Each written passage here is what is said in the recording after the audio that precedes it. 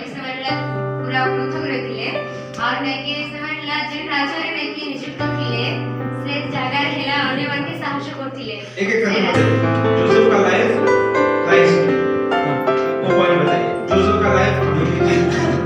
Joseph का life character से जगह मान के हेला अनेक आधुनिक शास्त्रला इस